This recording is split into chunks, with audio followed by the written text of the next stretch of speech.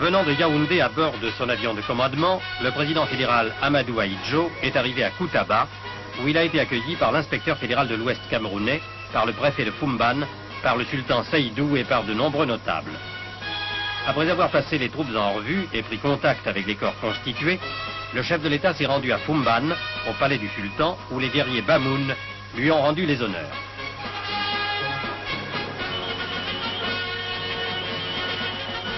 Pendant ce temps, à Bafoussam, s'achevaient les derniers préparatifs du grand congrès de l'Union camerounaise. Venus de tous les points du Cameroun, les délégations affluaient dans la ville. On remarquait notamment des délégués du KNDP, du Cameroun occidental, et des représentants des pays frères du Tchad, de la République centrafricaine et du Gabon.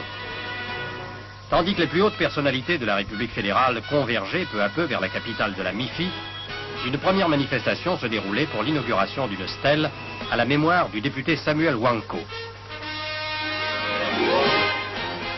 Une foule immense, évaluée à 200 000 personnes, s'était rassemblée à Bafoussam pour attendre l'arrivée du président fédéral Ahidjo, qui est aussi président général du parti.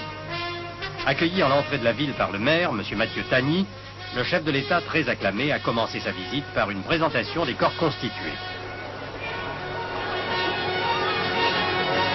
Le président Ahidjo allait ensuite assister à diverses cérémonies. En inaugurant la nouvelle permanence de l'Union camerounaise, il prononça un discours mettant en relief la vitalité du parti et l'efficacité de son action. Dans l'après-midi, le chef de l'État devait encore inaugurer l'immeuble de l'Union des coopératives du café Arabica de l'Ouest.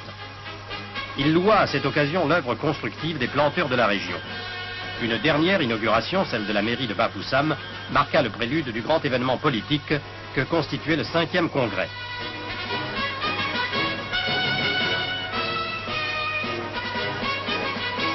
C'est dans une salle comble et enthousiaste qu'eut lieu la séance solennelle d'ouverture.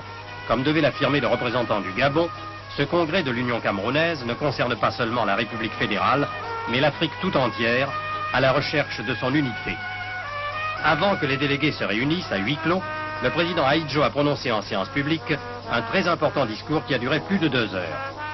Dans ce discours-programme, le chef de l'État a passé en revue tous les progrès politiques, économiques et sociaux de la nation depuis le dernier congrès de l'Union camerounaise à Ebolowa en 1962.